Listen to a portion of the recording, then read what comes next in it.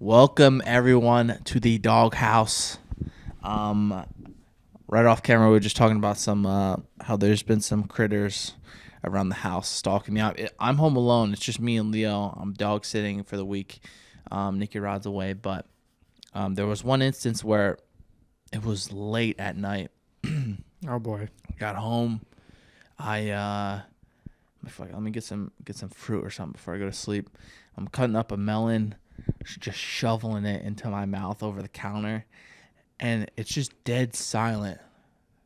And I just feel 8 eyes just staring at me. Eyes. And I look over my shoulder, just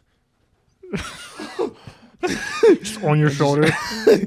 right behind me. It's pretty big. It's pretty big. Given there's been a lot bigger spiders like outside, but around the house. But this guy was pretty big for being inside the house. Scared the shit out of me. Was it like on the wall or something? It was right by my foot. Really? Like 2 feet from my foot. It was gonna eat me. That's probably what it was looking to do. Yeah, I hate spiders. How big do you think? If I'm not mistaken, insects like ants and spiders, they're like 10 times stronger, or could they carry like 10 times their body weight or something? Ants can. Is it ants? Ants have like some crazy body to strength ratio. How big do you think an ant would have to get for it to start to just like fucking everybody up? Like a dog size, like Leo size.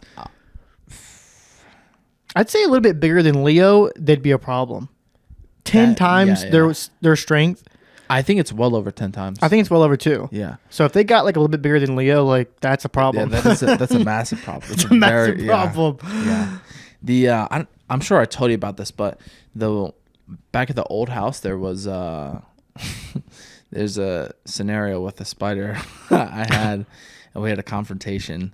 Someone put trash bags in the garage. Mm-hmm. So I open up the garage, and I go to take the trash out. I grab the trash bag and I move it, and there's just a massive spider, the biggest spider I've ever seen in my entire life. God, it was. No way, you're joking. That's a tarantula. I have footage of it. Fuck. It was so fucking big, and I obviously scream and run away, put the trash away, and then I'm like, I have to kill this thing. It's too close to where I rest my eyes. It's like whenever I see a spider tree, I'm like, why are you just sitting there? It's as if they're just there. Yeah, it's like as if they're there just to scare me. Yes. Like they're never just like on the move somewhere. Like you never see a spider on the move to go somewhere. Yeah. It's always just there. Yeah. It's weird. Kind of like a snail. Yeah. Like they're just there. Yeah, that thing was. I moved the trash bag that it was hiding under, and it didn't move at all. I had to hit it, and then it moved. Your hand bounces off. Oh god, this thing is strong. I hit it, and I missed. Wait, you try to hit it bare hand? No, fuck no. Oh, I was gonna say, holy shit! I got a long ass pole. I started stabbing at it, but I hit it. And it runs away, and you can. Its feet were so heavy, you could hear the. Oh my god, bro! It ran away and tried crawling up the door, so you could hear it tapping. It was not running away; it was making a tactical retreat to flank you and come back around the other side. Terrified. That was literally a bug straight from Helldivers. Yes, that was the Bio Titan. God, it was disgusting. Yeah, I can imagine when you go. Places like Australia where they're supposed to be like massive spiders. I know I commented on, Ben, guy from Australia, comes from the B team. Yeah. I saw in a story one time, he's just like cooking at home, like back in Australia.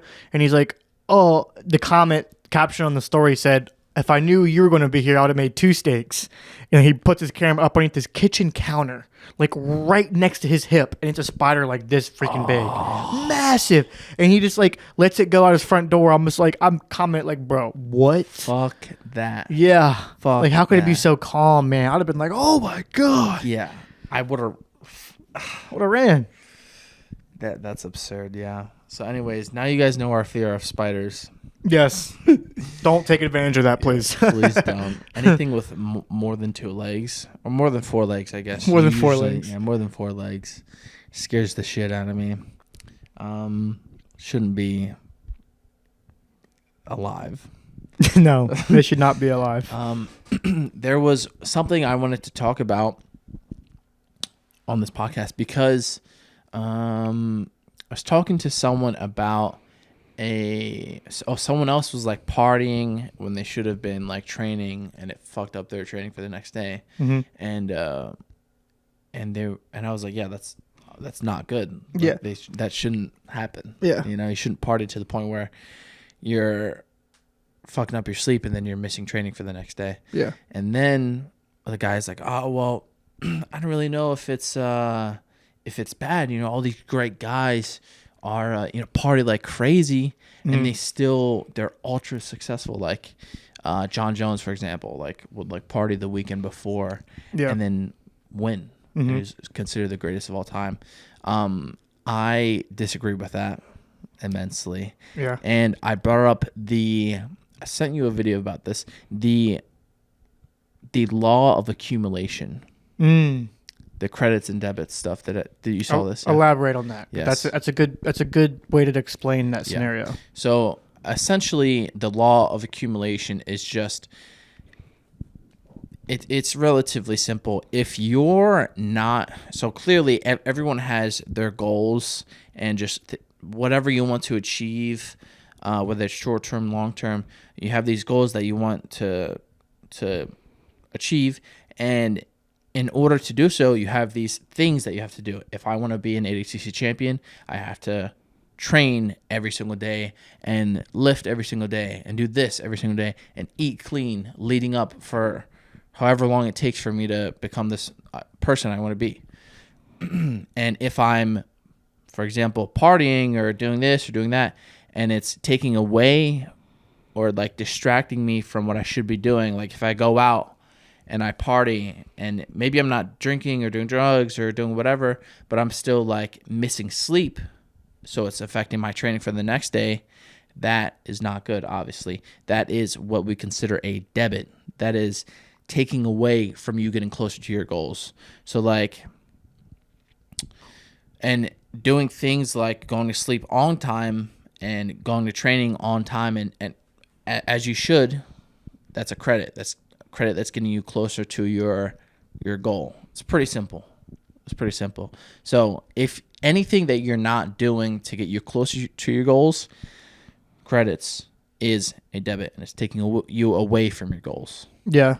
I mean, I like that. I like that a lot because it's funny whenever you have something, a goal that someone wants to do, you always hear everyone say the things you have to do to get that goal, but no one really touches on the things that you also shouldn't be doing to reach that goal. Yep. You know what I mean? Everyone's like, you need to do this, you need to do this, you need to do this, you need to do this, and it's like, well, also there's just as many things as you don't do this, don't do this, don't do this, don't do this, don't do this. Exactly. And no one talks about those things. It's always, you got to do this stuff. Yeah. It's like, okay, so you're doing 5 things that you should be doing, but you're doing the 5 things that you shouldn't be doing. You're moving very slow toward your goal. Yeah.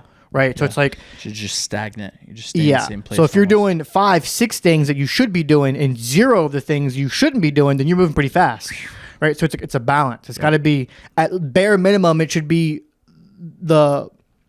one outweighs the other at least. Absolutely. Right. So I do 3 bad things, but I do 8 good things. Absolutely. Like it should at least outweigh that. And it's pretty simple. If you could just look at that and say, okay, well, me doing this is taking me away from my goals. Either cut it out of your life, or at least try to limit it to speed up that process of achieving those goals that you have. Mm-hmm. Simple. Another good topic, because I'll try and play devil's advocate in this situation, is some people will preach doing those bad things, right? It's the word bad has a song.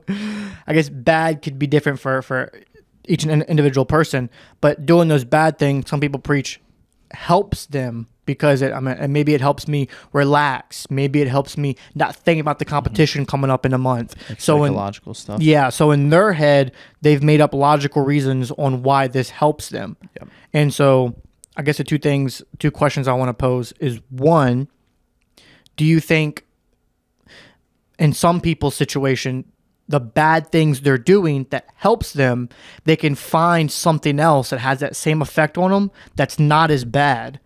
Or two, if they say it does help them going to go do drugs, it helps them relax. It helps them not think about the competition. And then they win. Is it working? You know? It's tough to say. It is tough to say. But with that, like, for example, as you just said, you partying, doing this and doing that, doing the things that we say are, you know, usually debits, and you still win. Someone like John Jones still wins. My thought process would be, how good could he be if he wasn't doing those things? Mm-hmm. Imagine how good he could be if he wasn't partying the week before. Or if it's all about balance, then it must have to indicate that he's doing a lot of hard work. Yes. You know what I mean? Like, if it's about the credits and debits thing, then behind closed doors, he must just be banging it out to try and make up for that. That's fair. Or the way I see it, the way I would see it, if let's say if I was a person who went out and partied and it was affecting my training, I was getting drunk and stuff like that, throwing up at practice because I was partying, not because I'm going hard, but just because my body's feeling like shit. If I'm not the number one, because like some people can say, well, I'm still winning. Okay, well, if I'm not the number one pound for pound best in the world at what I do, then winning isn't enough. Yeah. You know what I mean? Like, okay, I'm winning, but I'm not that guy. And is this holding me back from being that guy? That's where my mind would automatically go. Absolutely. Right? It's like, well, I'm winning. Okay, yeah, you're winning, but you're not winning everything. Yeah. So maybe that could be the change you can make to win, to beat that certain guy you can't beat, or to win that certain tournament you can't win. Yeah. That's that small little change of not doing that could make that difference. Yeah. You know? It's also a tough balancing act with like always trying to achieve that goal, and also like just knowing when enough is enough and like when to be happy. God, dude, that's like tough. That's like the biggest battle I have in my life. Yeah. I was talking to Brady not too long ago, and he actually said something that was really, really, it was really good, and it triggered something in my head. I was like, because I forget what we were talking about, but he like asked me what I was doing this summer or something like that, and I was like, oh, I don't, a lot work. I mean, work. Mm-hmm. But I will go to the Florida Keys after trials, and I was like, and like I try and make it to where somehow the trip can be beneficial for like my psyche or for my body. I look at it in a way where I'm like, oh, I'm healing for next month's practice or competition, whatever it may be. And we started getting on the topic of like, some people are just born where they feel like they just have to be the best at everything. Like every video game I play, like I have to be the guy at the top of the leaderboard. I have to boost my. It's like why? And he's like, Brady said something. I was like, that's pretty clever. Is like you can apply that mindset toward things like going on vacation, where it's like, you have that problem deciding when's enough. When do I need to take a break? When do I blah blah blah? And he was like, when you go to the Florida Keys, make sure you're the best vacationer there. And I was like, Interesting. Yeah. Like when you're there, make sure you're the guy Having the most fun. Yeah. And appreciating and enjoying that trip more than anyone there. And I was like, I kind of like that. I like that way of looking at it. Yeah. So you can apply that to everything, right? Like when I eat, I'm going to enjoy this food more than anybody. Yep. You know what I mean? It's like it's true though. You can apply that to everything, and I think it's a good way of thinking. Yeah, so. for sure. Yeah, it's always like it's good to be around people that think like that. Yeah, like it's always like a few people come to mind where it's just like every meal you have with them, you're like, whoa, this is the best food I've ever had. Yeah. Wow, how have I never had this before? Yeah. But it's like food from around the corner. It's like stuff you have every day. Yeah. But yeah. Just an optimist, like someone who's just yeah. Dude, that's such a good person to be around. It's like, man, enjoy it. Even if you don't enjoy it, trick yourself into enjoying it. Yes, like it's very easy to do if you get good at it. Did I tell you about Nicky Rod in the ice bath? I'm not sure. Say it again. So we went to Kuya a couple weeks ago. We were doing some ice bath sauna stuff, and initially he told me he was going to do ice bath sauna. And I was like, man, I really don't want to do ice bath. Mm-hmm. But I was like, I know I'm going to end up doing it. We get there. We get out of the sauna. I start walking towards the ice bath because I know we have to do it. Yeah, it's time to go. And Nicky Rod's like, I don't think I'm going to do it. And I was like, you're doing it. You're getting in the ice bath. And then he got in. And then so it's me, him, and then one other guy in another ice bath. Nicky Rod hops in. He's in there for like 2 minutes, and he's talking to himself. He's like, it's so warm in here. Just like tricking his mind, essentially. Yeah. He's just being overly positive when like it's pretty obvious he's being sarcastic, but it's like he's just telling himself it's warm. Yeah. But the other guy in the ice bath, this guy must have been, he's just out. He's like, oh, well, if it gets too warm, you could just move around and the hypothermic layer around your body. Was he being sarcastic back, or was he being serious? That guy was completely serious. Yeah, he was very serious. See, that annoys me. He just didn't understand. It does annoy me because like I was having this discussion with my girlfriend like 2 days ago about like just how so many people are just like they just can't think for themselves. It's just like regurgitate information they hear instead of like being able to actually think for themselves. Yeah. And it's like I feel like it's just such a bad way to be. Yeah, for sure. And so that's an example of that. It's like obviously he's freaking joking, dude. Yeah. Obviously you don't understand like those mindset hacks that just benefit yourself. Like you gotta learn them. You gotta learn them for sure. Take notes for sure. Write that down. Write that down. Xbox, record that. Exactly. That's what he needed to do. Speaking of Xbox, I spent 5 hours last night trying to kill Malene. She killed me so many times. Oh boy, I was unsuccessful. 5 hours, really? 5 hours, dog. Is it harder this go around than the first one? It's harder this go around, yeah. Interesting. I wonder why. Because I'm not calling in summons. I'm not summoning any. Why not? I feel like I have to. I beat it before. I know how to beat the people. Now I'm not calling in any summons, so it's a bit harder. That is a lot harder. I have to like learn her move sets again, and also she has the fucking like the waterfall thing where she just like does that spinning shit for like 10 seconds. Yeah. And it's almost impossible to defend. Yeah. For my smooth brain, at least. I'm sure someone out there is going to actually, if you roll forward and left, you'll be fine. Yeah, right. I can't. No, she didn't hit me. I'll try it tonight, guys. Yeah, I remember when I was fighting her, I used the 2 double skeleton summons. Oh, really? Yeah. Oh, because they keep respawning? Or? They respawn. Yes, they respawn if they don't like get finished with get finished. Yeah. And so they'd always get finished eventually, but it would give me enough time to like spam attacks on her while she's busy to get her health low enough where I could take a few hits and like a few failed dodges to still like eventually kill her. Yeah. So I mastered kind of the first. She has 2 phases. Like phase 1, I cleared that. Like I can kill her pretty much every single time. Phase 1. Phase 2, she does some crazy shit, and you have to worry about Scarlet Rot. Like phase 2 is rough. It's ridiculous. Dude, those little cutscenes, dude, where she like comes up and it's like, like puts her arm back on. Yeah, you're just like, holy shit. When you kill her, for phase 1, you kill her, she falls down, and your character starts walking away. Yeah, dude. And then she's like, wait. Yeah, dude. She literally says that. That gives me like chill. I'm thinking about it. Fuck? Yeah, well, that's tough. She says something like, the scarlet flowers bloom once more. Yeah, I was like, please die. Please leave me alone. You know, she was the one that affected, what was his name? Radagon? I think it's Radon. Radon with Scarlet Rot. Yes. Apparently I've watched a bunch of Elden Ring lore videos. And he's supposed to be like the strongest like demigod. I didn't know that. Or god like, in the game. Really? Apparently. Yeah. Interesting. That some nerd of Elden Ring did like a power breakdown and stuff and just how strong he is. Mm-hmm. And he's like, when you fight him in the game, he's at like 10% of his power because of the Scarlet Rot. Like if you look at him, it's like it's eating him away. Yeah. And he's all like depleted. Got, like no feet. Yeah, exactly. It's eating him away. He's at like 10% power when you fight him. At 100%, he's like insane. Like he can. That's absurd. Like, with 10% power.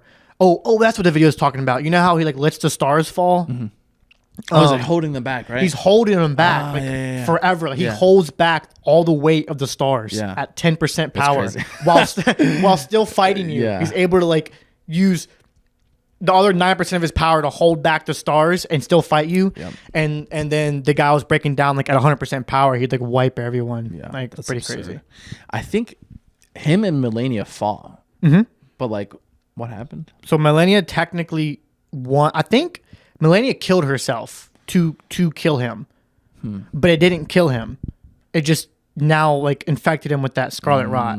So like I think pretty sure he was obviously it was a good battle, but he's like started to whoop her ass, and she like puts herself on like self-destruct basically and infects him with the scarlet rot. What a bitch! Yeah, what a bitch. You gotta get her for him tonight. So yeah, that's the backstory. What else? What else is going on? Went to rodeo. We did go to a rodeo. That was my first rodeo. That was my first rodeo too. Damn, this guy pulled up in the fancy. This outfit is actually really nice. I like this. Thank you. It's very unique. It's my Florida Keys outfit. I like it. You went shopping for it already? Maybe. Couldn't wait. It was a trip like a few months. Yeah, we went to a rodeo. Saw some kitties riding some sheep. Saw some guys riding some bulls. There's actually at the very beginning of the rodeo, there was a horse in like I get not stable, but like in the cage or whatever. Like a little fence. Yeah. Right before they let him out, and the horse just starts going crazy, and his foot ends up getting caught in the cage, and it was a very bad angle. They had to take like 5 to 10 minutes just to like 10 minutes trying to get it free. It freaked out. Free the horse. Yeah. It tried jumping the fence. Like it was like on top of it, like freaking out. I was like, whoa. Yeah. When that happened, I told you, we're gonna have to run from a bull out of this thing, dude. Yeah. Oh my God. You do such a good job of this, but every time we go do something, you find a way to make a joke right off the bat. The joke for this trip was we get there, we meet at like the main gate entrance, and there's like signs that say, no firearms, no alcohol, and one of the signs is no pets, like no dogs or anything. And Josh comes up to me, he's like, we have a big problem. The sign says there's no dogs allowed. We can't go in. Yeah, I instantly saw opportunity to make a joke when I walked up. I was like, we're fucked. It seems so sincere. It's very hard to tell. Yes. That was good. But yeah, that was what was your favorite event of the whole rodeo? Like, honestly, what would you call them? Like sessions? I don't know, I guess. I don't know. In the rodeo they did a few different things. They did they did like horse riding, but the horses were like bucking like broncos. Bronco bucking. Yeah. Horses were like bucking like crazy. They did that. They did the kids running on the sheep. They did partner lasso, and then they also did the one where they grab the cow, lasso him, and then put him on his back. Hog tie that boy. Yeah, that was the bull wrestling too. You had to get him down. That was sick as well. I think the hog tie was my favorite. For sure. That was kind of sick. Yes, that was very cool. It'd be that and then the bull riding. Yes. Bro. So they saved the bull riding for the last event. And I guess I've never been to rodeo before. So the fact that I didn't see any bulls and they weren't bringing any bulls out, I kind of had in my head, I was like, I guess they're not doing it. Yeah. Like, and when we first got there, I told Jay, I was like, I'm expecting 2 things to happen. 1, someone die. And 2, a bull get out and we have to evacuate the building. And so the fact that I didn't see any bulls, I was like, I guess neither of those things are happening. And then at the end, they're like, and next, bull riding. I'm like, yes, this is it. That's what we're waiting for. And when those things came out, dude, and their fucking nutsack was the size of my head. They were massive. Dangling down like. Dude, some of those bulls were like a centimeter from dragging their nuts on the ground, dude. And when they're jumping, that thing was just wrapping around the leg. I was like, could you imagine just riding that thing? And as you fall off, you just get a boom, like nutsack to the face, get knocked out. Oh my God. You didn't even get kicked. You're like, I got kicked. But no, dude. That was his nutsack. So the bulls is pretty cool to watch. Yes. Just the muscles and those things. He was like, God, that thing would kill you instantly. Yeah. I wonder what the testosterone is. One of those things is like. They're like paper thin skin. Yeah. Muscles just bulging out. Yeah. Dude, that was scary. And they bucked too. Like they were throwing their legs back. Oh, they're massive for them to be picking themselves up like yes, that. that's what I was thinking too. The explosive power in those things must be insane. Yep. For 2,000 pounds, dude, they're jumping like they're rabbits. Yep. Just you're like, holy cow. Yeah, that's absurd. Holy cow, indeed. Holy cow. It's a holy cow. Yeah. It's a holy build. Faith and strength. You remember fighting that bull on top of the volcano in Elden Ring? It's like it looks like a metal diamond looking. I hate that guy. Yeah. It's so hard to like with the crystal and like rock enemies. They're like it takes forever to like pierce their skin or whatever. But then like their health goes down pretty quick after you pierce it. But it's frustrating. Yeah. I have some topics today. The book. One of them gets me a little heated. So be ready, guys. Spicy. Gets me. I wouldn't say heated, more passionate. Passionate's the word. That's a good word. Yeah. So I was surfing around the internet as I do 99% of my day. Just kidding. But I saw this word that was interesting because it's not a real word.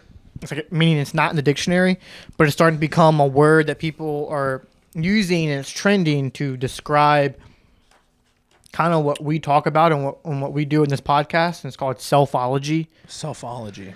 Yeah, selfology, which the made up definition for it, because it's not really a real word. It's narcissism. Is journey to self-discovery. Is what selfology is.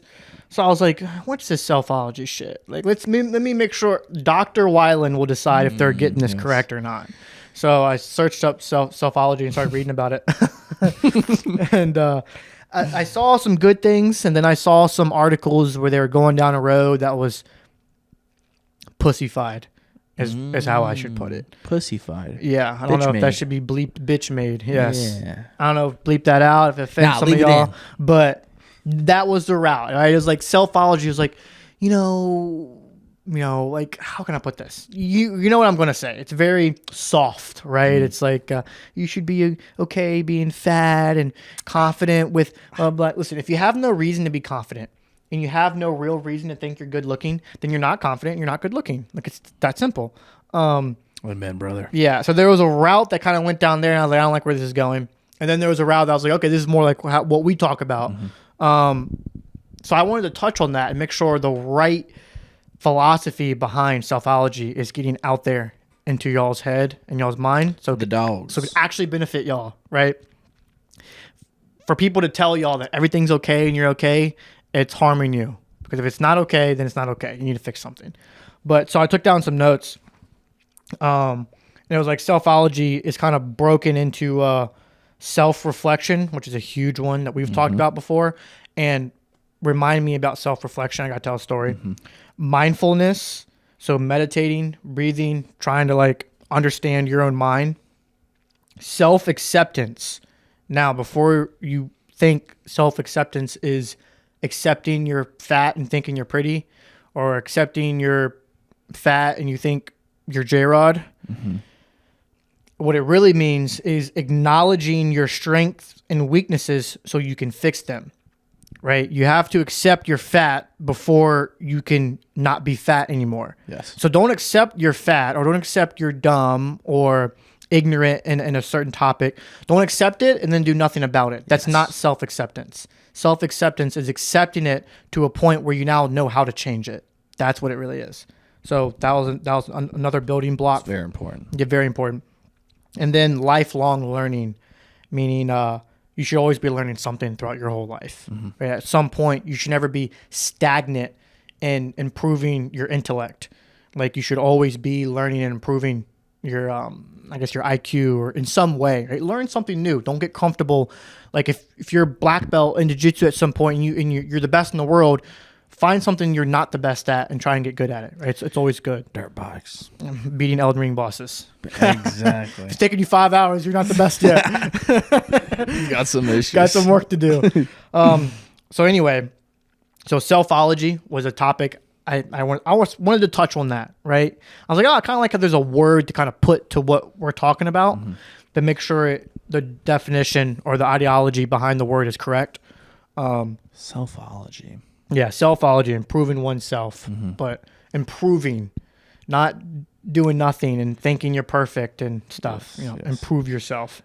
But and then I wanted to bring up a certain question or topic to you about a video you sent me. We're gonna go over 2 videos you sent me. The second one I'm about to get passionate about. You're gonna have to buckle up for that one.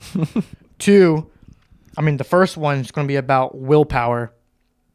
And the video you sent me about Andrew Huberman. Andrew Huberman was talking about your anterior mid-cingulate cortex. Yes. Which is a part of your brain that grows and basically gets stronger the more you use it. And this part of your brain controls you having willpower to like push through something. Yeah. And you train it by doing things you don't want to do. Yeah. Not doing hard things. Yes. Only doing things that you don't want to do. Now here's my I guess my topic I wanted to bring up to you on that specific topic is I feel like this can be good and bad. Practicing the anterior mid-cingulate cortex. Why could that ever be bad? I'll explain. So, I put here, is it good or bad? And I'll explain why I think it'd be bad. If you get to the ability where you can endure something you don't like to do. There's always going to be something, though. Yeah.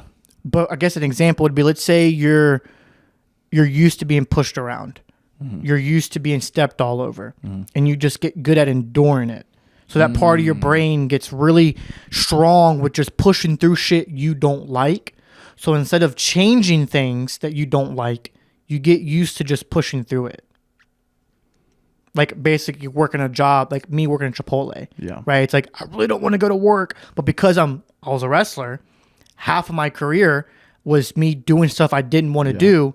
That part of my brain is so strong that I don't want to go to work. I don't want to work at Chipotle, but I can push myself to do it anyway. Yeah. And so you get stuck in that loop of having the willpower to push yourself to do things you don't like to do instead of changing your life into something you do like to do. The difference is you have to do it with things that are going to improve your life. Working at Chipotle isn't going to improve you. Mm-hmm. You know, it'll be short-term money or whatever, but it's never really going to change your life in any sort improve of crazy... my weight. It's not going to, like...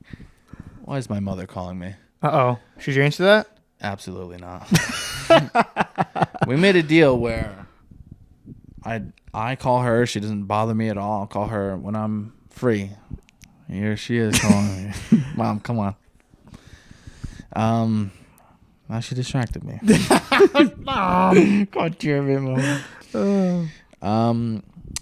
A mid central cortex, whatever the fuck. You were saying that it's good to make sure the things that you are doing that you don't want to do are things that are directed toward your goal. Yeah. I mean, it's the main thing is finding a goal and then doing things to get you to that goal. If you're, like for example, waking up at a good time, like waking up at an early time and doing the shit that you don't want to do, so you have the rest of the day to do whatever the fuck. That's willpower, you know? Waking up early when you don't want to wake up, that's willpower.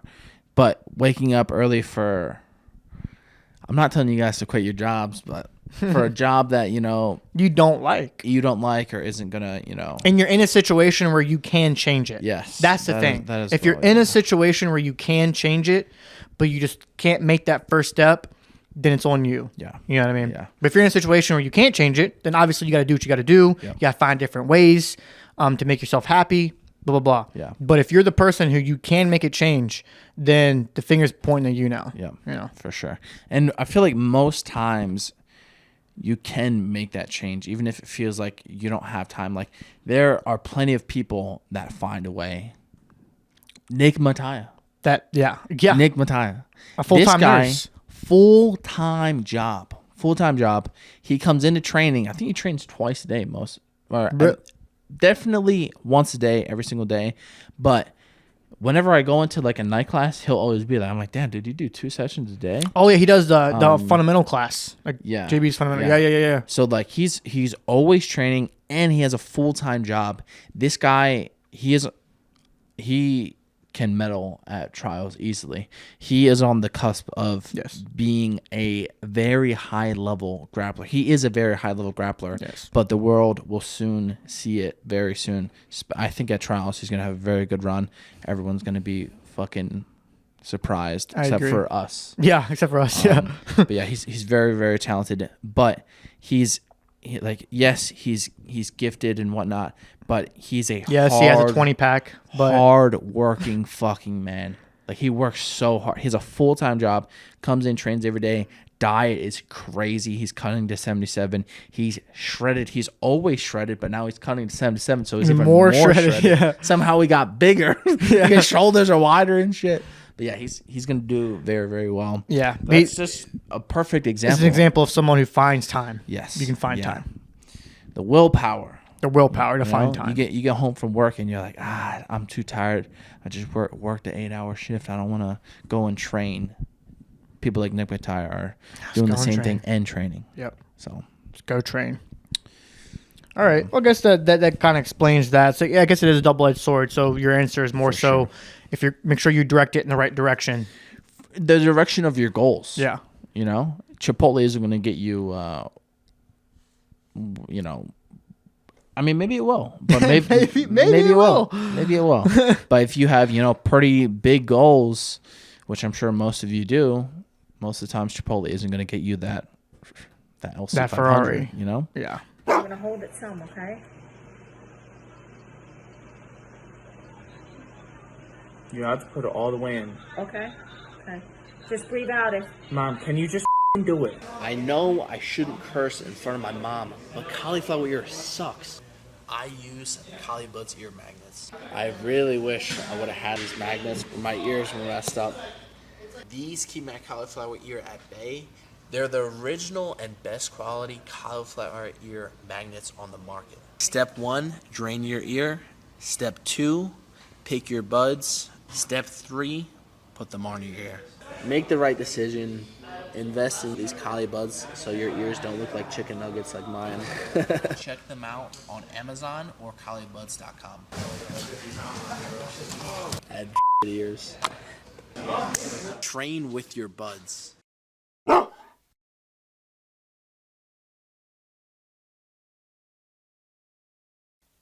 Juce Organic's powders are certified USDA organic, 100% vegan, non-GMO, dairy-free, gluten-free, and soy-free. We have a wide range of products that are here to support your health needs. Our products are designed to boost energy, enhance endurance, and aid in muscle recovery. Packed with organic superfoods, Juice helps fuel your body with intense training and quick recovery. Juice Sport Greens is an all-in-one greens supplement with 7 essential organic components, consisting of greens, antioxidants, protein, probiotics, mushrooms, and fiber to help promote a strong and healthy body. And don't forget to use code DAWG25 to get 25% off all of their products.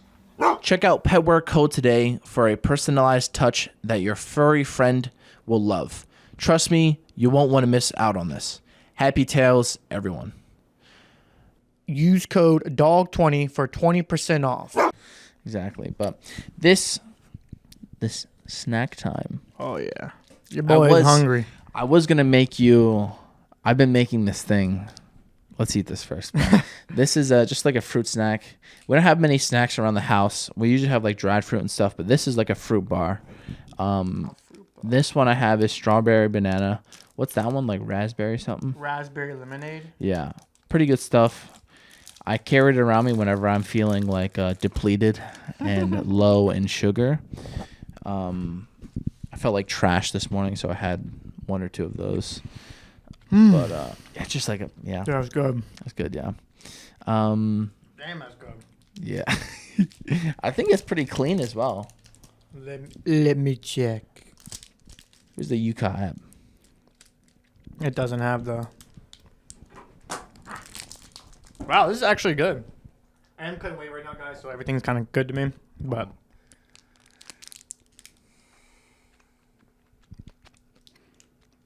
raspberry lemonade. What was yours again? This one is strawberry banana. You can have it if you'd like. Oh, try that one? Yeah. Yeah, I'll try different flavor. It is a 76 out of 100. It's organic. It's fruit, so it's natural. The only thing is the only negative is that it says it's too sweet, but it's just fruit, so it's it just says it's too sweet. Too sweet, but it's fruit. It's gonna be yeah. Be sweet. It's not no unnatural sweeteners or anything. Wow, this is actually good. Yeah. Where do you get these at? I don't know. Don't know. Yeah, the woman usually buys those. My mother called me because grandma wants to see me, but she'll be there for 20 Do we need to take an intermission? Nah.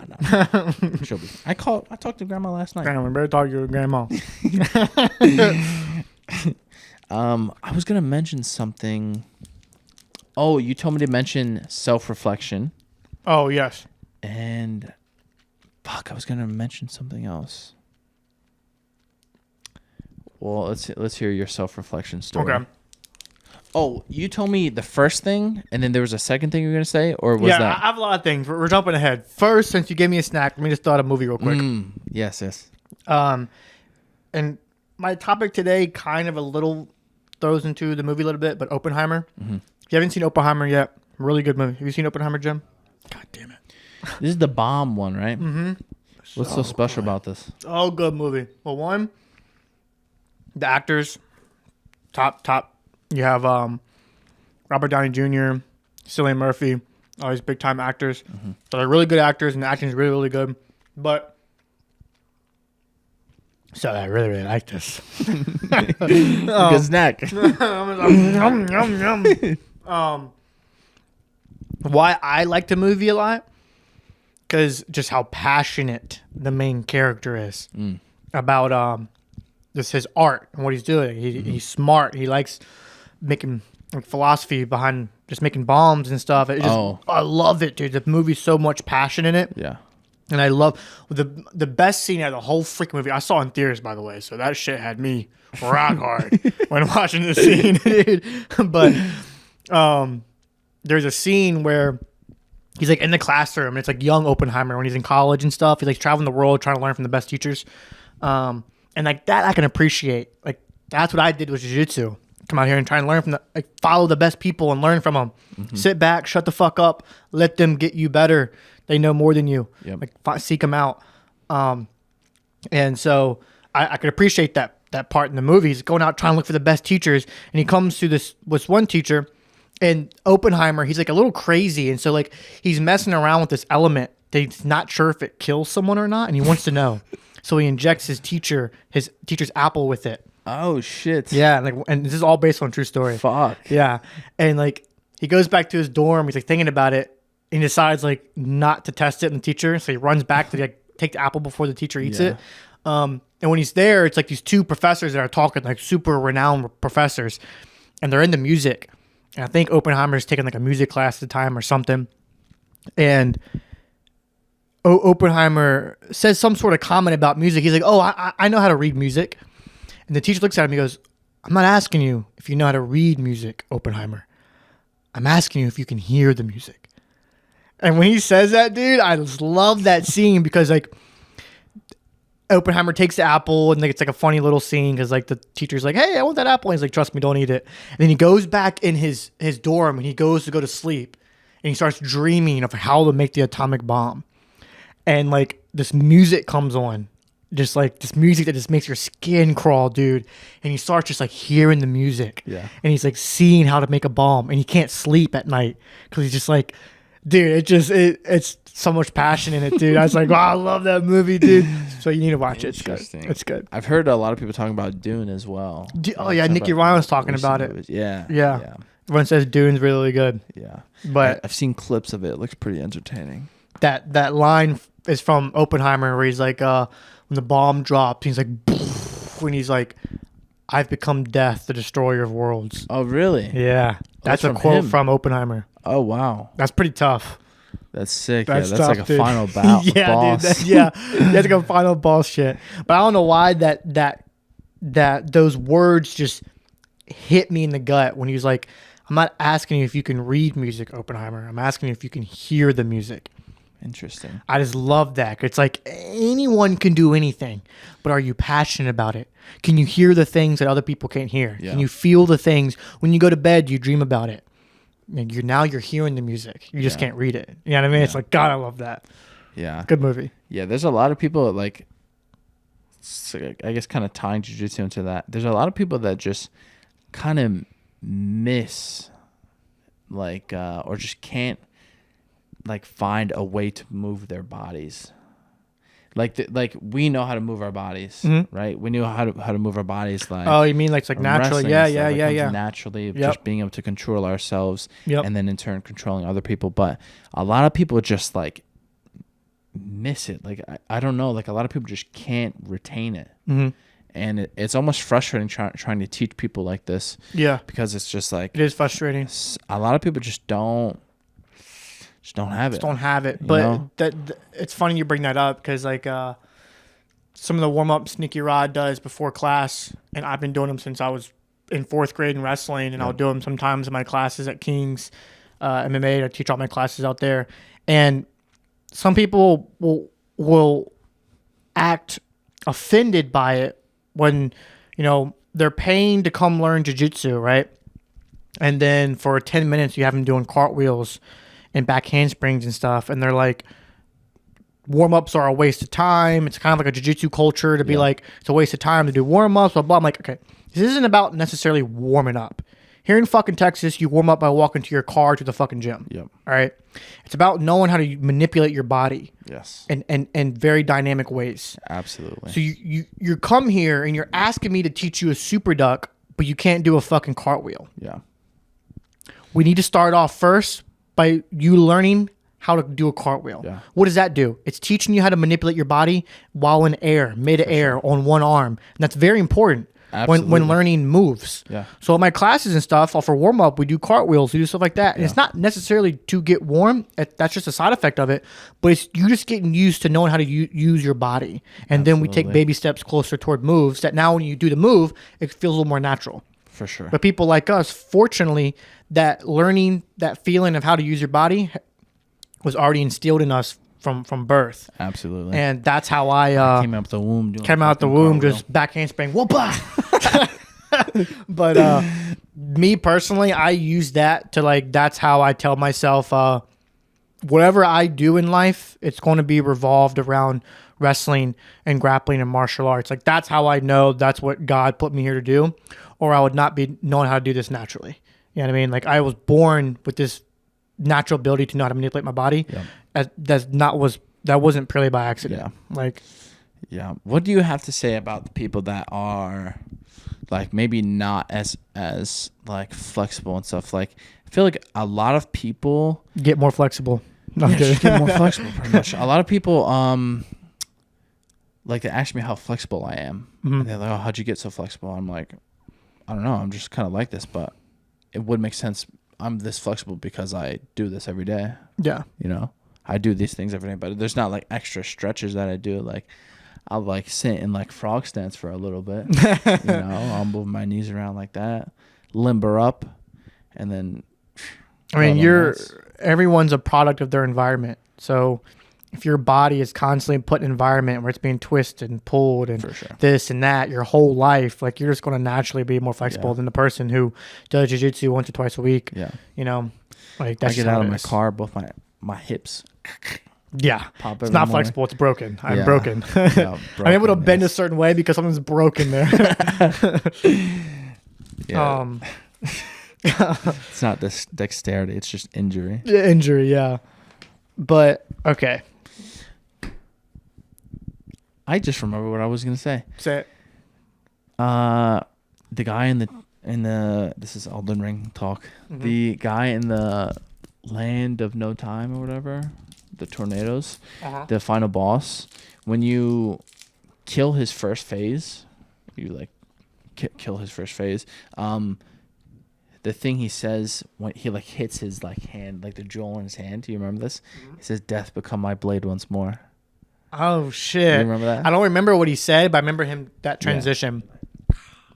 Death become my blade once more. That's so sick, dude. That's some S tier lore. That is, yeah, dude. Elden Ring is so deep. I'm glad I'm going through it again. Yeah, it's very, very fun. Aside from dying from this, so I was pulling my hair out. I was screaming last night. Yeah. I never get angry. Really? Elden Ring got me angry. Milena specifically? Yeah, only her. I feel like it's harder with this chick. Or with this build. It's frustrating. But yeah, that's such a sick saying. Death become my blade once more. Yeah. That's how you know you're about to get fucked.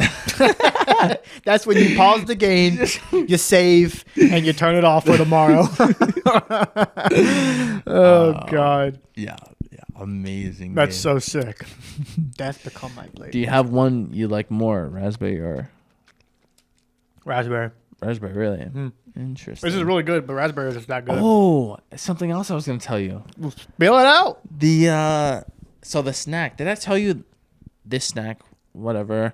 And then I was gonna make another snack, but I got home kind of late, kind of close.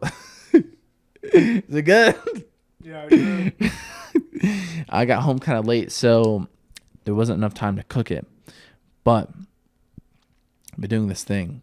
I saw a video. Someone was like, "Oh, try these healthy pancakes," and it was just a banana and 2 eggs, mushed up, scrambled up, and then you cook it on a pan. It's not a fucking pancake. It's an omelet. It's a banana omelet. Banana omelet. Pretty much. But honestly, really good. It's low carb.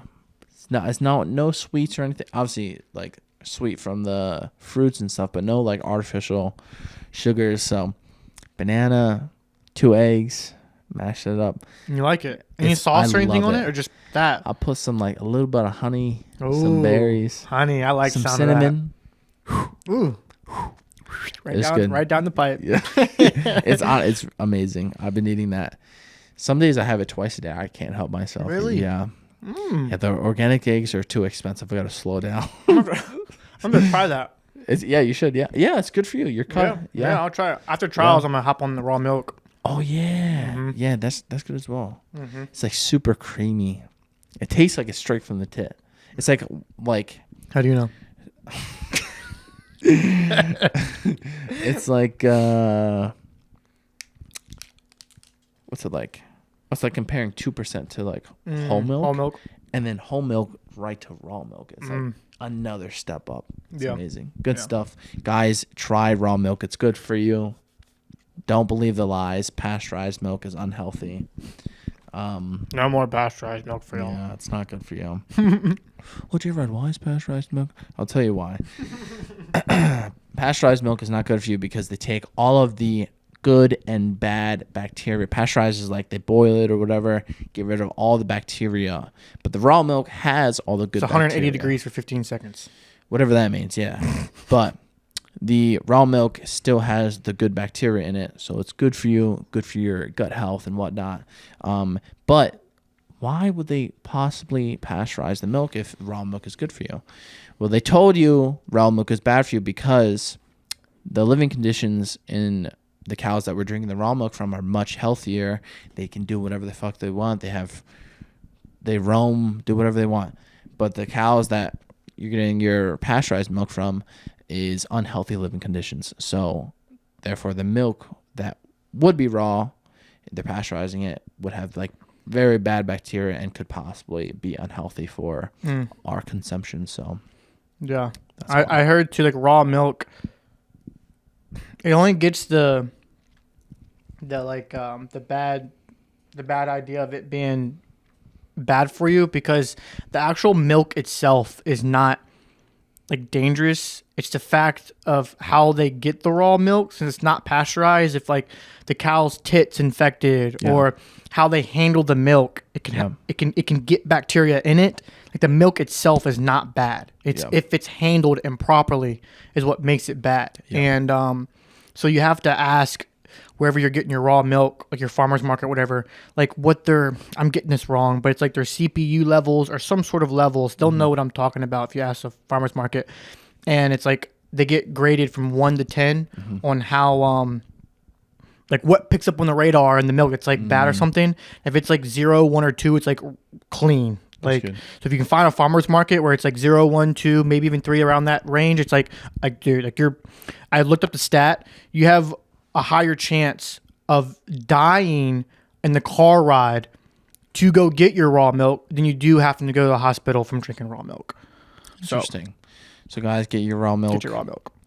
Make sure you guys don't touch your receipts. It's got whey protein in it, by the way, too. Natural It's got the whey protein that pasteurized milk does not have. Straight from the fucking tit. It doesn't get any better than that. Doesn't. What else did we talk about? General health. I said don't touch receipts. The ink is bad for you. Only. That's not good. Dead. At the rodeo, they like stamped the things on our hands. I was like, God, this is gonna affect my fucking testosterone. Yeah. Yeah, they say don't touch the receipts, right? Yeah, receipts the bad stuff for over you. here is It's really really bad. bad for you. Yeah, like Yeah. really bad. Like, you look it up, it's like, it's like so toxic. I'm like, oh god. Yeah, it affects your hormones and whatnot. Yeah, that's crazy. Only cook on iron pans or cast iron skillets. Think about all the things we do in our life that are just so bad. Like that video you sent me about how humans have turned into living inside. Oh, inside, yeah. Bro. Yeah. That just scrapes the surface of probably how bad we live Absolutely. compared to where we should be. Yeah. We So should bad. be outside all the time. Drinking clean water. Yeah. Food from the earth. Yep. Sunlight. Running around. Always active. Yep. That's how me and Nikki Rod try to guide our diets. Like, we're only really consuming, given every now and again we do like have something like that we eat shit, you know, like, everyone like after does. I won my match UFC. at UFC, I was like, I'm getting Chunky Monkey Ben and Jerry. Yes, I'm sir. getting this. I won. Let me enjoy this. Yeah. Nothing wrong But with that. like leading up to that, our diet is just, it's not a diet, it's a lifestyle. Just eating, not necessarily eating clean, but eating natural things. Yeah. You know, when we want sugar, we have fucking fruit and honey. When we're hungry, like our main source of carbs is usually like rice and potatoes. Like that why type of is stuff. eating the way you're supposed to called dieting? Yeah. It's just Just the way you're supposed to eat. Supposed to eat healthy. Yep. Like, just that's natural wild. stuff. Yeah. What else? I wanted to get into that second topic. Oh yes. Yeah. Yeah. I'm going to the second topic. Buckle up. So I'm going to pose this question, and then I'm going to tell you why I asked this question, what video I got it from. Okay. At what age do you stop thinking like a kid? Is the question. And I got this from the video of that kid you sent me talking to his mom. And I dived last night and this morning. I dived deep into that video of like what's really going on here, right? Bro, it's subconsciously the parents are already shifting that kid's way of Here's the thinking. two questions I got from that video, right? And we're going to dive deep in this. Let's give them some input on what the video is first. Okay, so the video is this kid talking to his mom, and he's like talking to her like, you know, mom. His mom's probably complaining about her life, and he's looking at his mom, telling her like, you can do anything that you want. Like, if he can do it, then you can do it. Like, basically not having any limitations on his way of thinking. Like, mom, if you want more money, then like find a job, make more money, or go to school, or basically just having this mindset like anything's possible, basically. Yep. And she's kind of like laughing and making a video about pushing it off, and being like, "Oh my god, he's so silly." Yeah, as if what he's saying is not true, when it is true. So I'll tell you why it's true. And so many freaking downers watching this video, some of y'all will be like, "Whoa, it's true. Not everyone could be this. Not everyone could be that." Let me explain something to you. All right. First, so the question is, at what age do you stop thinking like a kid? At what age do you stop having that imagination that like I can do anything, I can be anything, right?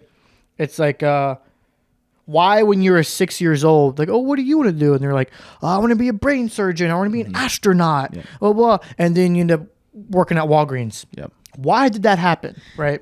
It is not an age thing. It's a matter of when you allow all those little chirps from everyone. And when does that start? It starts when you start going to school. Yeah, I guess school. Yeah, it starts from when you're born. The moment you're born. I talked about this before.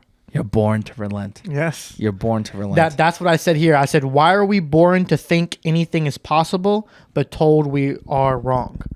Why are we naturally born to think with no limitations, but yet we're taught to have limitations? Mm-hmm. So this is when I started to rant, right? I cannot stand when someone has a dream or a goal. There has not been one person who has approached me about something or some goal that they want. There's not been one person where I haven't been like, do it. Yeah. Cool. Like, no matter how crazy it is, right? Cool. Do it. But for me personally, when I, for the past 5 years, people ask me what I want to do. I'm like, I want to train jiu-jitsu. I want to get as good as I can. I want to open up my own gyms and have gyms making me money, teaching people, creating world champions. Like, that's what I want. That's what I want to do after my career is done. And I've had a lot of people, including people in my family really, really close to me, saying it's a waste of time. You're in fantasy world. What are you thinking? Why are you dropping out of college? And you do this, blah, blah, blah. And you bring up this idea you have, and they say it's a fantasy world. I had so many people use that term when telling me about my dreams. That's a fantasy. Tell me why just simply starting a business when you could throw a rock out that fucking front door and hit someone who started a business. Why is that a fantasy? When you can look around you and see every example of what you're wanting to do happen, right? And even if it's something super extreme, right? It's like if someone come up to me right now, if you come up to me tomorrow and said, I want to find a way to jump, not even use a plane, jump from Earth to the moon, I'd be like, all right. Like, all right. How can we do this? How can we do it? Imagine if our default mind, instead of everyone's default mind going to whenever someone proposes a big idea or a big dream, the default mind is that's unrealistic. The default mind goes to how can we make that happen? Yeah. If you just shift that way of thinking, poof, so many doors open up. Or it's like, oh, you want to start a gym? You want to be the best jiu-jitsu person in the world you could possibly be? But all right, how can we make that happen? That's what I told myself. How can I make that happen? I was like, well, I'll probably save up some money, go out to Austin, Texas. Will probably be a first step. Yep. Like, and what really got me fired up about this topic was when people say like that's unrealistic. I'm like, really? You think that's fucking unrealistic? Imagine people back when we were throwing our shit at each other when we were cavemen. Imagine you went up to one of those guys and you say, hey, by the way, your bloodline is going to make a flying metal object that flies across the sky at 1,000 miles per hour. And I'm like, what are you talking about? Like, you know what I mean? Yeah, and here we fucking are. How are you going to tell me what's impossible and what's not impossible? Like, shut the fuck up. Goddamn like, right. That's crazy. Yeah. Like, you have a caveman tossing shit at each other, and you're like, hey, by the way, in a push of a button, you'll be able to send a message across the world. Yep. Shut the fuck up. Like, what the hell are you talking about? Like, come start this fire, bitch. Like, and then here we are. So how can you, and then people will think, now that's like an extreme dream. Someone will have just a small dream of just graduating college. Yeah. And they think that's unrealistic. You can't do that. You can't do that. What the fuck are you talking about, dog? Yep. You can do anything. Stay at Chipotle. Yeah, you can do anything. Like, you can't do anything. Yes, you can. Yep. Yes, you can. 5,000 years from now, we'll be teleporting from here to Mars. And a blink of an eye. Just beep, beep, beep. Like, come on. This guy's playing Helldivers in real life. Yeah, for sure. I mean, just being you know what I mean, though? Optimistic. Yeah, just be open-minded. It may not happen in my lifetime, but someone's going to do it. Sure. But I'm gonna make sure. I'm gonna make damn sure I give it my best shot. Where like I'm the one that does it.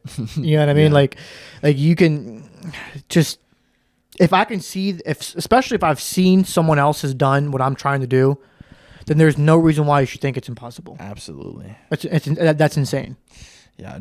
Everyone like you to bring up delusion, like you said. What was the quote? You said Mr. Beast. Oh yeah, it's like you're crazy and delusional until you're successful. Then you're a genius and brilliant. Yeah, that's what it is. That's all it is. Like That is all it is. Anyways, that topic got me fired up. I was like by myself, just like playing this song from the movie Oppenheimer, like on full blast in the car. I'm just like, yeah, what the fuck are people talking about? I can make a bomb if I I want fucking to. bomb. Gotta study. Oh, my God. I It's can so become true. Death. Yeah, I could become death, the destroyer of worlds. Oh, man. It's so true though. Like the past 3 months, I was like asking myself, like, all right, how can I be a better jiu-jitsu guy? Train hard, study film. Teaching has honestly been helping me get better as well. That definitely makes a difference. Yeah, for sure. teaching has been helping me get better a lot. So I'm like, all right, I'm doing the things physically. Well, what am I doing mentally? Okay, yeah. I'm my closest friends are the same mindset as me, where we all make each other better mentally as well and physically. So I'm doing that correctly. And I was like, how could I do something for like a future business now? Like, what can I be doing now? Because I eventually want to open up a gym, and so I was like, what could I be doing now to make that process easier 3 years later? And so I was like, all right. I told my girl, I was like, hey, every Friday we're going to go somewhere. We're going to pull up on a computer and just start studying the best way to open up a business, how to open up an LLC for specifically a gym, who to talk to when if you want to create like a marketing campaign. There's all this information. We're like brainstorming amongst each other of like ideas that involve open up a business. And every Friday we just go and just like learn and write down studies and track numbers. And I'm just like, this is shit you got to do. The only issue with that, which it's not an issue, but the only thing with that is when to know to pull the trigger on this. When will you pull the trigger on this? True. So it's like, do you have a moment when you're like, Yes. okay, now I'm ready to do this? Yeah. What is it? Okay. So the exact moment is when a certain amount of money is saved up and when I have my brown belt. Why your brown belt? You think belts matter? I don't think belts matter, but I know other people do. I would open up a gym right now Really? because I know I can. I know I can teach. I'm especially if it was around here, because I'd constantly For be sure. learning. I wouldn't do it around here, but if I did, I'd still be learning from y'all and other great minds jiu-jitsu and be trying to put it in my style and teach other people. But other people, when they see I'm trying to say stuff, but I don't want to throw out names. But I know I could beat probably more than 50% of the black belts who are instructors For sure. on the world, right? For sure. Which, that's fine. Doesn't mean those black belts don't know stuff. Doesn't mean they haven't been around. We're just better. But yeah, when it comes to just, maybe applying the technique For sure. and a super fast, hyper Competition situation. is different. Yeah, like Competition is different. I can maybe do that a little bit better. But it doesn't mean they can't teach you. But so I could open up a gym right now, but people would see purple belt and they'd be like, you don't fucking know anything. Yep. You know what I mean? So that's why I'm waiting for my brown belt, because brown belt starts to get to the point where people do start to respect you. Yeah. Like a brown, black belt. So a certain amount of money saved up. And once I have my brown belt, not necessarily like right when I get it, but within the years of I have my brown belt, I'd feel comfortable opening up a gym. Good. So that's what I'm waiting for. Good. You don't have anything like, obviously you could easily fucking, like you said, open up a gym and be successful with all that, but you don't have like something in competition you would like to achieve before then? Not for the gym, but for Just me yourself. personally. Yeah. Yeah. Like me personally, I want to win trials, win ADCCs, or at least like just be an ADCC veteran, just be in that pool of greats.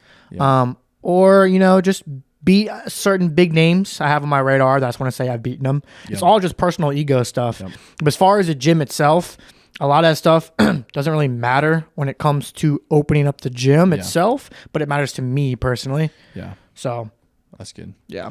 So when are you going to pull the trigger on your old DVD? DVD. I told myself after trials. After trials. After trials, got a lot of shit in the plate. Honestly, I got to get done during summer. Like what? For the podcast, I was trying to get it on Spotify, Apple, which will come. We're irresponsible. We are irresponsible. But yeah, the DVD, the instructional, I'll probably, since I probably couldn't go through BJJ Fanatics, or could I? I'd probably make my own website. Yeah. So that's going to take some money and some time. Yeah. I think So- you definitely could go through Fanatics. I think I could. Yeah. You could either reach out or Yeah, fuck it, I might reach out. just win. What are they going to say? win No or trials. yes? Yeah, for sure. Like, yeah. you know. Mom always said that. The worst they could say is no. The worst they could say is no. But yeah, as far as the gym, so like I've been doing a lot of work on that. And so there's someone throughout my life where like they had their own gym and stuff, right? And or maybe they didn't have their own gym, but they're talking about instructors, right? And you have this guy who maybe is like a purple belt, blue belt, brown belt. He's one of those. I think he's a purple or brown belt. Really, really, really, really, really good. Really, really good. But he's like a purple or brown belt. So everyone's kind of like, And then there's this black belt who I know personally was nowhere near as good as this guy. And this stranger I'm talking to, he's like, oh, yeah, but this guy's a black belt. And I'm just like, okay. But I know this guy would dog that dude. Yeah. And not only that, even more importantly, I think he's a better instructor. He knows more. He knows more of the jiu-jitsu behind. This guy is just put in the time to get his black belt. Yeah. He has no experience teaching. He has no experience competing at a high level. But everyone just sees that black belt and they're like, oh. Yeah. That's the thing with jiu-jitsu. It's like when it comes to competition, this is why I really disagree with all IBJJF stuff. I think the rule set's retarded, but also just like belts shouldn't be a dividing factor. It shouldn't. That's exactly why I compete in mostly ADCC and like fucking who's number one in UFC Fight Pass. It's like these guys don't separate the the belts or whatever. Like I'm a purple belt. He's beat a black belt world champion. Exactly. Like the black belt world champion, that shit doesn't matter. That was like I've had many harder matches. Yeah. I have harder training sessions than, that match. Not to put the guy down, but like the guys that I'm training with are like purple belts and they're killers. Yeah. Like they are way, way better than these black belts nowadays. So I feel like belts nowadays is just it's not for competition, it's for hobbyists. Yeah. And that's the thing, like when you're talking to someone and they're like, oh, well, he's a black belt. You're like, okay, you're a hobbyist. Yeah. Yeah. Yeah. You don't understand. Yeah. It's just different. Yeah. It's just different. You shouldn't care about, I mean, even as like belts for hobbyists, I wouldn't necessarily say it's a bad idea. It's not bad. It's not bad. It's great for marketing. Yeah, I mean, it's great for marketing. Yeah. And it's a good way for you to follow your progress. Yes. In jiu-jitsu as a hobbyist, what I think is good. People like to see themselves, you know what I mean, getting that grade on that test. Yep. Like seeing something tangible Yes. that they're getting progressing. So it's good, but don't put all your eggs in that basket, right? Exactly. Don't put all your value into a piece of cloth. Yes. Your value should be in yourself. Every day you should go to practice wondering, am I getting better? Not wondering, am I going to get my belt? Exactly. And that is it. That is it. Yeah, that's it. That's it. And on that note, only think about that. We're gonna fucking cut the podcast. there. Stop right Guys, there. Seriously, actually, that's very good input. Yeah. Are we actually like an hour in? Are we really? Yeah. Oh, that flew by. Did fly by. All right, guys. Well, like I said, keep Pookie's words in mind while you go to sleep at night. Think about improving in whatever aspect of life you want to improve on. Absolutely. Keep working towards those goals. We will see you on the next one. Thank you guys for all the support, as always. Make sure you guys support the sponsors that support your favorite dogs. Yes, sir. And we'll see you guys on the next one. Peace.